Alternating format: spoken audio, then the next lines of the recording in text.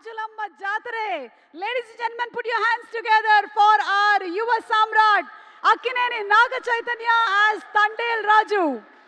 Tandel Rajuga. Tandel Raju అంటే ఇది owner కాదు, ద లీడర్ గా మనకి కనిపించబోతున్నటువంటి నాగ చైతన్య గారికి ఆల్ ది బెస్ట్ చెప్తూ మాట్లాడవలసిందిగా రిక్వెస్ట్ చేస్తున్నాము. Very good evening. ఇక్కడికి వచ్చిన గెస్ట్స్ అందరికీ, అలాగే లైవ్లో చూసే తెలుగు సినిమా ప్రేక్షకులకి అందరికీ, వ్యూవర్స్ అందరికీ, అక్కినేని అభిమానులందరికీ నమస్కారం. Firstly I'd like to start by thanking Sandeep Reddy Vanga. Sandeep గారు, thank you so much for coming. You are the man of the moment, the man of every moment. And what I feel is that ee Majjikalamlo I have not seen anyone as honest and as original as you. Idi mee cinemale gaadu, I watch a lot of your interviews. And mee interviews చూసేటప్పుడు ఎంతో ఒక honesty, ఎంతో ఒక transparency కనిపిస్తుంది. చాలామంది అది ఏదో viral చేయడానికి, హైప్ క్రియేట్ చేయడానికి అంటారు, but that is pure honesty. Thank you so much for being here, Sandeep Garu. Thank you. And Tandel cinema vishayam koste, firstly Arvind garu ki thank you cheppali.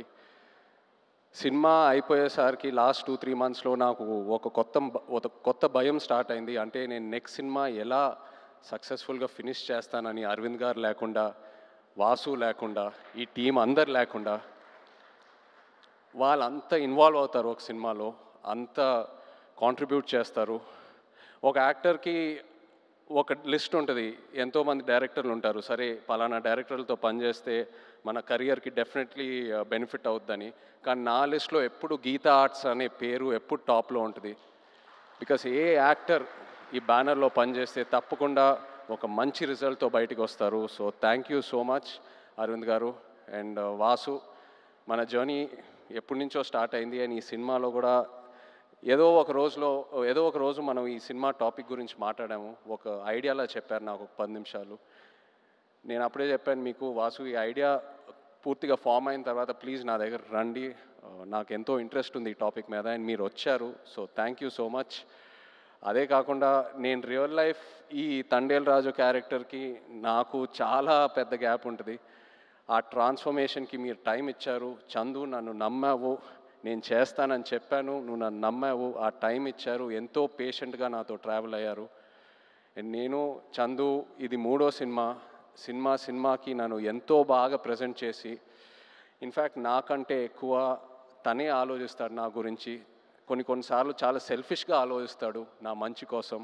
I'm so grateful to have you Chandu. You are a friend, you are a well wisher, and thank you so much.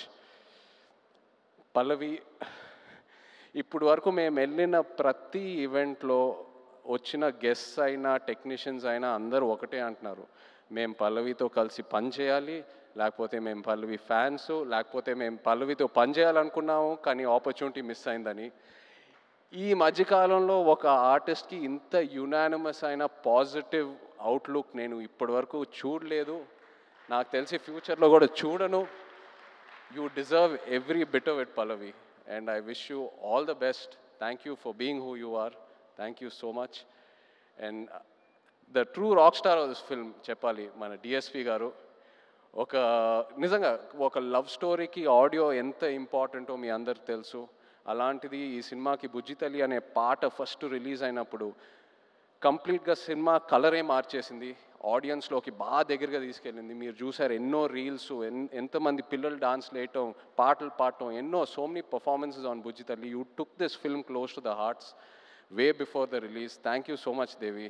Your the true rock star. అదే కాదు, నమో నమ శివాయ పాట జరిగేటప్పుడు దేవి మా రిహర్సల్స్కి వచ్చి ఆయన vision ఏంటి, ఆయన ఎనర్జీ ఇచ్చి మాకు ఎంతో ఎంకరేజ్ చేశారు. Thank you Devi. అలాగే శ్యామ్ గారు, our DOP, thank you Shyam sir. Was really looking forward to work with you and I'm so happy it happened. And Nagendra గారు, మన ఆర్ట్ డైరెక్టర్, థ్యాంక్ యూ అండి. నిజంగా మీ ఇద్దరు కాంబినేషన్ అమేజింగ్. నేను విరూపాక్ష సినిమా చూసినప్పుడు అప్పుడు చందుకు చెప్పాను, శ్యామ్ గారు నాగేంద్ర గారితో పనిచేస్తే బాగుంటుందని. అండ్ ఐఎమ్ సో హ్యాపీ ఈ సినిమా చేశాము. నెక్స్ట్ సినిమా మళ్ళీ ట్రావెల్ అవ్వబోతున్నాము. So thank you very much. అలాగే all the lyric writers, Sreemani గారు, జొన్నవిత్ల గారు, మన యాక్షన్ డైరెక్టర్స్, కొరియోగ్రాఫర్ శేఖర్ మాస్టర్కి థ్యాంక్ యూ చెప్పాలి.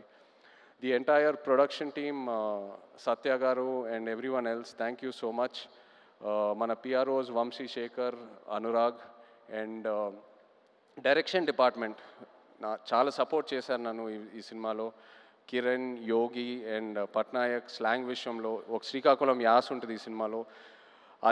That was a very very challenging portion. So ఈ విషయంలో చాలా సపోర్ట్ చేశారు, థ్యాంక్ యూ. అలాగే భాను గారు, రియాజ్ ఈ కథ తీసుకొచ్చినందుకు అలాంగ్ విత్ కార్తిక్.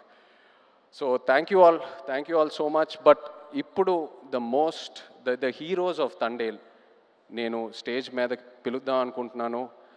శ్రీకాకుళం నుంచి, మత్స్యలేశం నుంచి వచ్చిన మత్స్యకారులందరినీ కొంచెం వేదిక మీద రావాలని కోరుకుంటున్నాను. ఎందుకంటే వీళ్ళు లేకుండా ఈ తండేల్ సినిమా ఇవాళ ఉండేది కాదు. ఈ తండేల్ రాజు క్యారెక్టరే లేదు.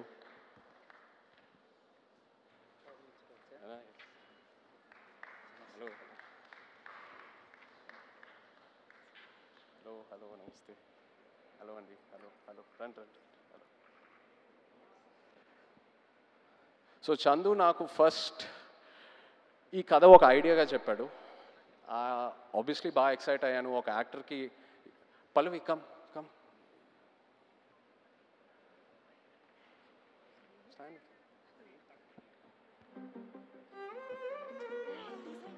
Just stand.